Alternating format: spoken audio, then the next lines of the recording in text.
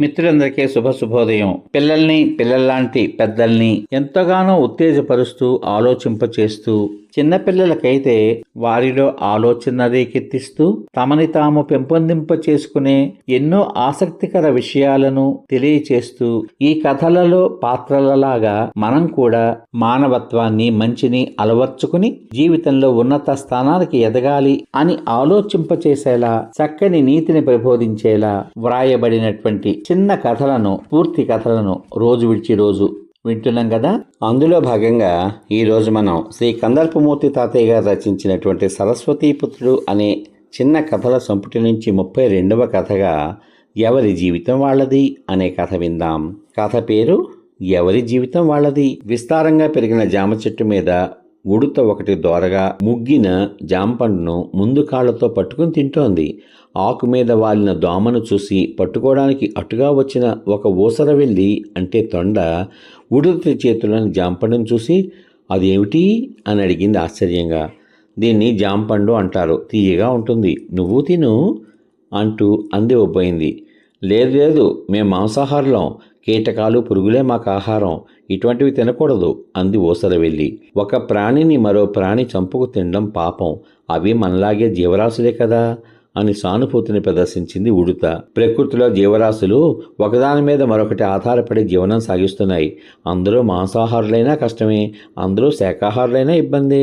సమతుల్యం పాటించాలంటే సృష్టిలో ప్రాణులు వాటికి అందుబాటులో ఉండే ఆహారం తింటూ మనుగడ సాగించాలి మరి, ఉద్బోధ చేసింది తొండ. పోనీలే, నువ్వు శాకాహారివి కావద్దు, ఈ జాంపండు చిన్న మొక్క రుచి చూడు అని బలవంత పెట్టింది ఉడత.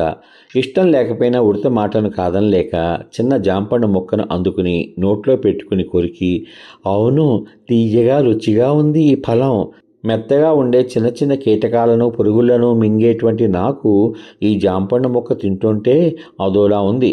నీకు నోట్లో దంతాలు వాడిగా గట్టిగా ఉంటాయి కనుక నవిలి మింగగలుగుతున్నావు, నావేమో కోర దంతాలు, అదీగాక చెమ్మగా ఉండే నా నాలికను విసిరి కీటకాల్ని ఇరికించి నోట్లోకి లాక్కుంటాను, తిండి కోసం పరుగులు పెట్టవలసిన అవసరం ఉండదు అంది ఊసరవెల్లి తలాడిస్తూ.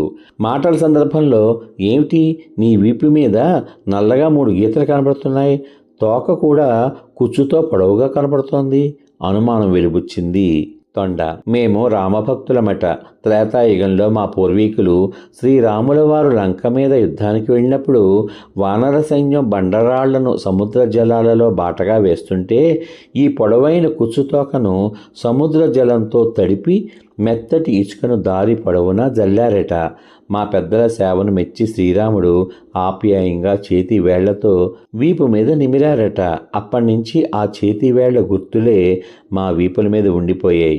మేము కూతలతో ఒకరినొకరు పలకరించుకుంటూ ఉంటాం.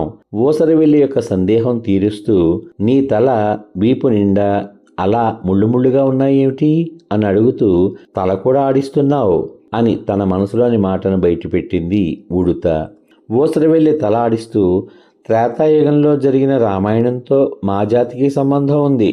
దశరథ మహారాజు అభ్యసించిన శబ్దవేది అనే విద్య వల్ల అంధురాలైన తల్లిదండ్రుల దాహం తీర్చడం కోసం ముని కుమారుడు శ్రావణుడు నీటి కోసం నదిలో దిగి మట్టి పాత్రలో నీరు నింపుతూ ఉండగా వచ్చిన శబ్దాన్ని వనజంతువుగా భావించి విల్లుతో బాణం ఊస సంధించగా అది మునికుమారుని హృదయానికి గుచ్చుకుని ప్రాణాలు వదిలాడట.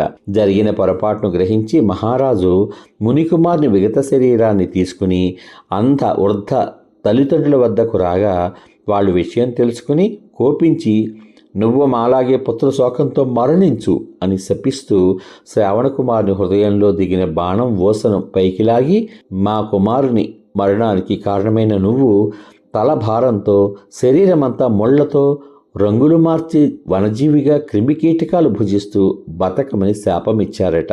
అప్పటి నుంచి మా జాతంతా ఊసరవెల్లి బ్రతుకుతో జీవనం వెళ్లదీస్తున్నాం అంటూ తన గోడు చెప్పుకుంది తొండ.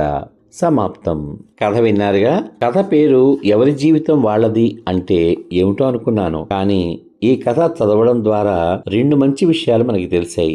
అటు ఉడతకు రామాయణంతో ఉన్న సంబంధాన్ని, అదేవిధంగా తొండకు కూడా అంటే ఊసరవెల్లికి రామాయణంతో ఉన్న సంబంధాన్ని ఈ కథలో ఎంతో చక్కగా మనందరికీ అర్థమయ్యేలా వివరించారు శ్రీ కందర్పమూర్తి గారు.